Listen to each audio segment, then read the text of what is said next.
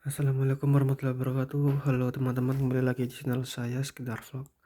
Kali ini saya mau memberikan atau berbagi ilmu ya. Bukan bermaksud menggurui juga ya.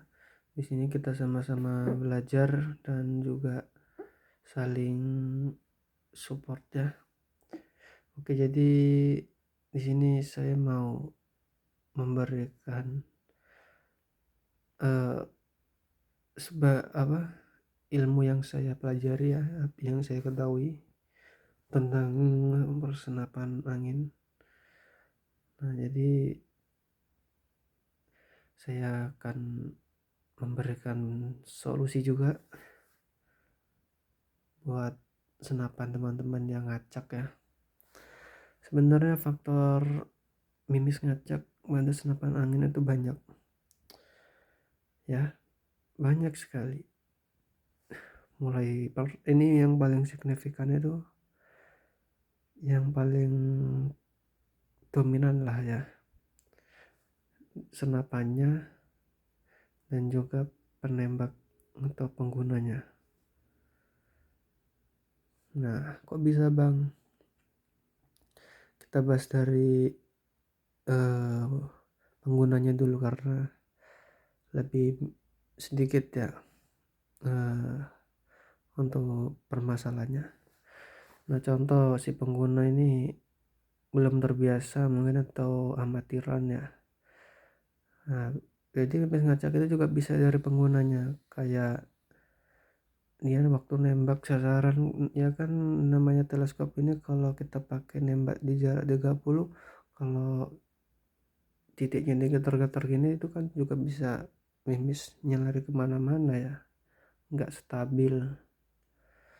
Terus juga ngekarnya bagaimana kita nggak tahu, terus zeroingnya sudah benar atau tidak, terus untuk menarik di triggernya spontan atau halus itu pengaruh juga, terus memasukkan pelurunya kebalik atau tidak, setelannya pas atau tidak. Nah, itu yang paling dominan di penggunanya. Kalau untuk senapannya sendiri sebenarnya banyak permasalahannya, tapi yang paling eh, rumit ya di senapannya ya. Jadi di faktor senapan angin ini juga banyak pengaruhnya pada mimis ngaca, bisa pada teleskopnya, rumah chambernya, larasnya, dan setelan powernya, khusus di PCP ya, karena dia nggak pakai regulator dan segala macam sama power plenum. Nah, jadi faktor di senapan angin ini cukup banyak, apalagi di laras ini adalah jantung dari sebuah akurasi ya, karena dalam laras ini ada namanya loading laras, terus ada lens sama groove-nya, ada cuk, ada crowning, ada lubang transfer, dan banyak lagi ya permasalahannya.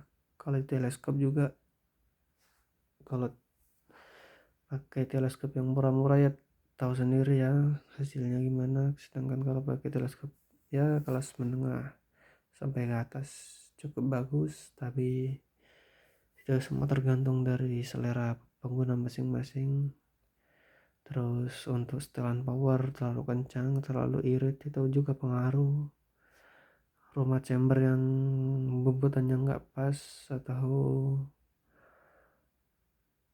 apa, chambernya ada yang cacat atau gimana ya, itu juga pengaruh. Kadang ada rumah chamber yang di bagian loading itu nggak pas, jadinya laras itu ndang atau keongkek ini ya, istilahnya ngangkat layang di depan itu nggak lurus, melainkan yang depan itu ngangkat karena si rumahnya nggak miring ke atas, jadi miring ke atas gini,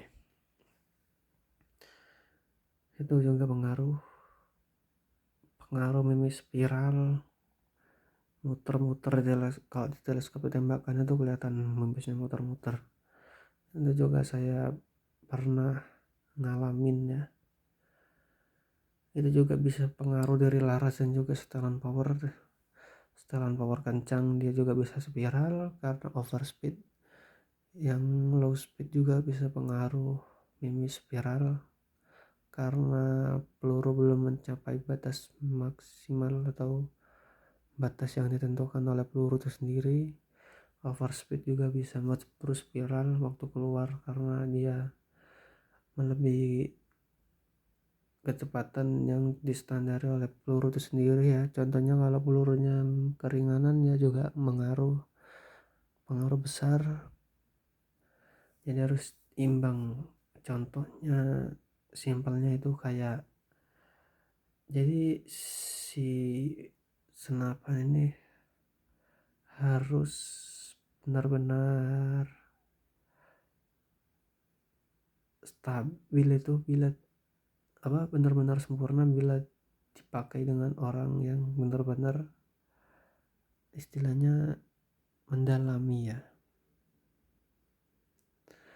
Nah jadi kita harus tahu permasalahan senapan kita sendiri, karena yang tak permasalahan senapannya ya cuman penggunanya sendiri. Jadi kita nggak bisa memprediksi teman-teman. Jadi misalnya mimis teman-teman ngaca itu, teman-teman harus tahu gitu. Maksudnya itu kita harus cari sendiri ya permasalahannya.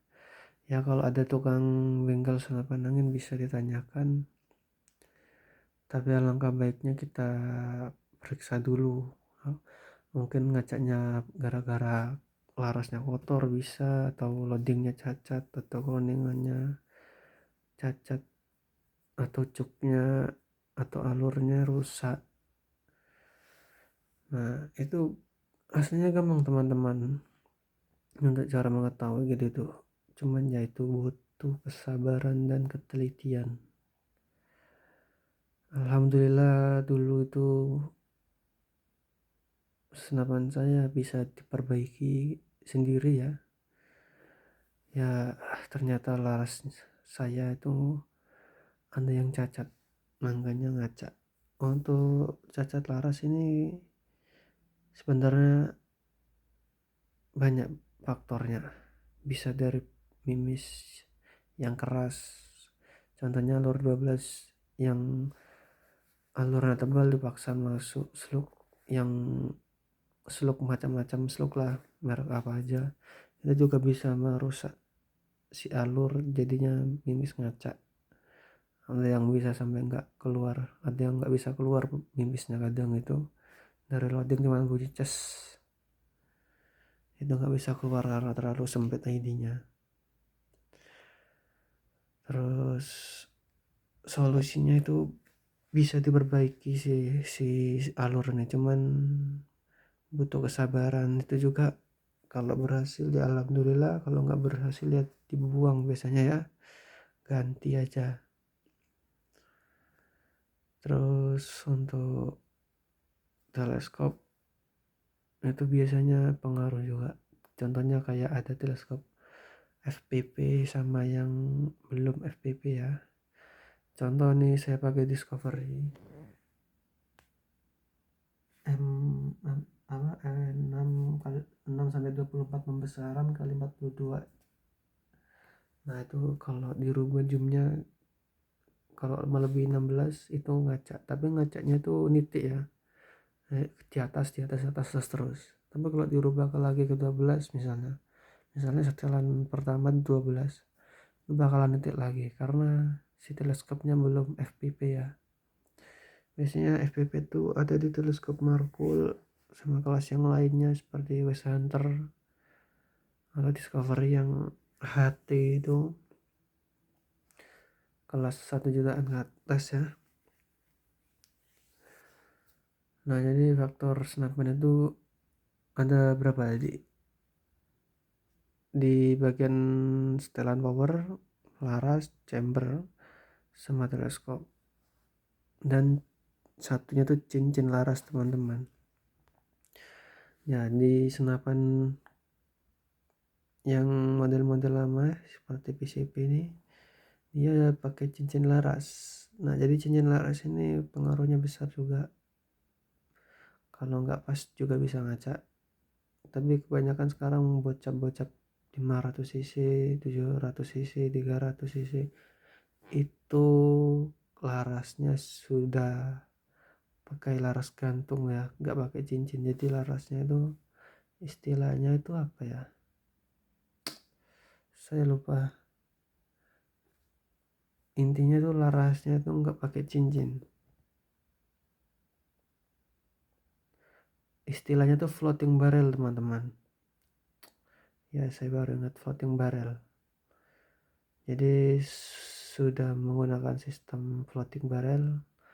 Jadi tanpa cincin laras dia sudah benar-benar kaku, nggak bisa gerak kanan kiri. Kalau yang pakai cincin laras ini karena chambernya tumpuk ya.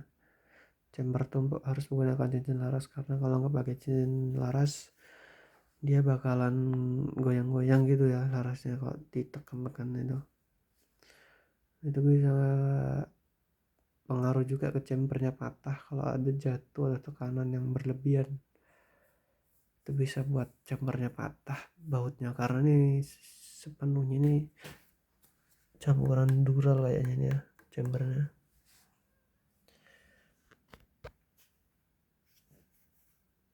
Dural Watabe. Terus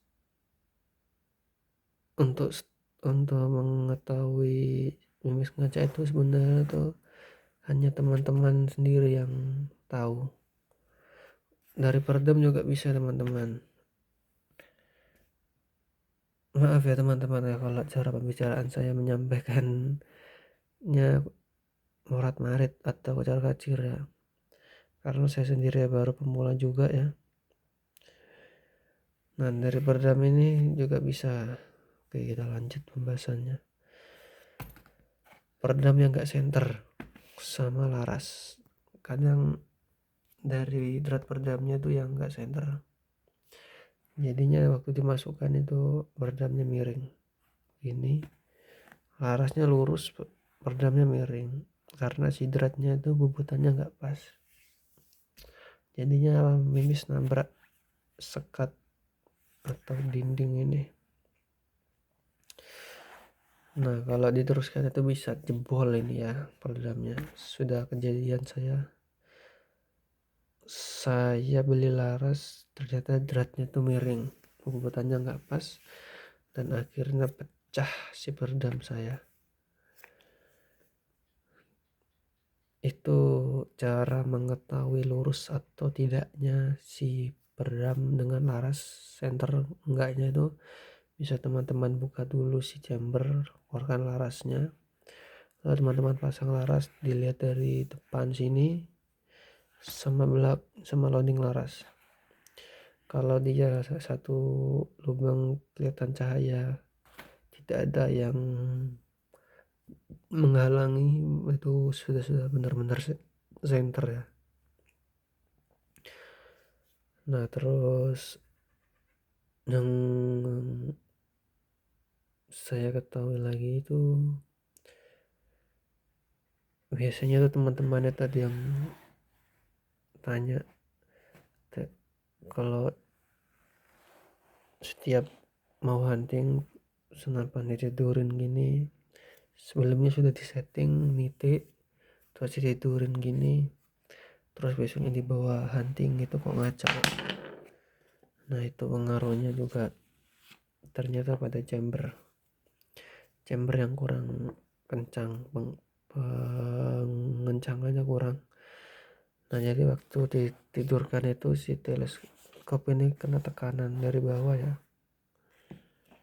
tekanan dari bawah, jadinya kedengkek. Nah, tanpa kita sadari ini ada tekanan, jadinya si teleskop ini ke ke istilahnya apa ya bahasa Indonesianya, ket kedangan apa, ininya ketekan ya, diongkek gitu sama teleskop chambernya itu. Nah, jadinya ngaca itu ngaruh juga teman-teman. Nah, ini juga pengaruh, pengencangan ini juga pengaruh, bisa membuat ngaca juga. Nah, itu yang biasanya penyebab ngaca. Dan juga kalau biasanya teman-teman hunting, sebelumnya disetting di lapangan, nitik terus dibawa pakai beda motor, nyampe di lokasi spot lain ngaca. Itu juga bisa karena retikel yang tidak tahan getar, jadinya ngaca. Itu penyebabnya juga penting juga, penyebab ngacanya itu. Terus apa lagi teman-teman? Laras sudah, setelan power sudah, hammer, terus chamber sudah, teleskop sudah. Untuk penarikan trigger, rata-rata kalau hunting sama zeroing atau lomba apa, sekedar nembak test grouping, sebenarnya penarikan trigger ini nggak terlalu pengaruh ya. Cuman kalau teman-teman ingin hunting ya pokoknya ada buruan langsung tembak aja ya. Tapi kalau masalah kena nggak kena itu tergantung teman-teman sendiri. Biasanya penarikan trigger yang terlalu kaget gini membuat senapan kita goyang. Sebenarnya itu pengaruhnya juga signifikan ya, nggak terlalu parah. Tapi kalau teman-teman butuh presisi, teman-teman harus menariknya dengan lemah lembut supaya tidak getar, dar, memberi tekanan dari jari telunjuk, membuat si teleskopnya itu ketekan kan, akhirnya getar, teman-teman kaget ya. Itu juga bisa pengaruh terhadap akurasi. Tekanan angin juga itu pengaruh teman-teman. Tekanan angin yang awalnya 2500 kita isi full, terus kita tembak sampai 1000 misalnya, kita tembak lagi kok nggak mau nitik dia, kok malah turun. Ya itu karena kelemahan anginnya itu kurang banyak atau kurang stabil. Solusinya dipompa, dan ya itu aja. Untuk laras ya paling kalau masih bagus saran saya bersihkan pakai kain atau tisu ya. Tapi saya paling dominan sering pakai kain, tinggal tarik belakang depan, pakai benang wol sama kain itu aja sudah cukup bersih.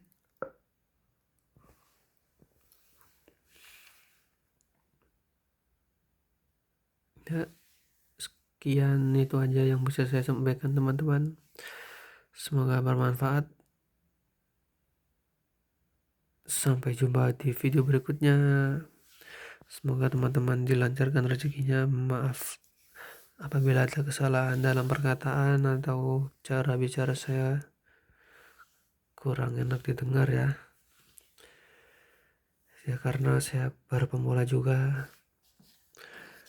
Dan di sini saya juga bukan suhu atau mengajari teman-teman, tapi saling berbagi ilmu aja ya buat teman-teman di sana.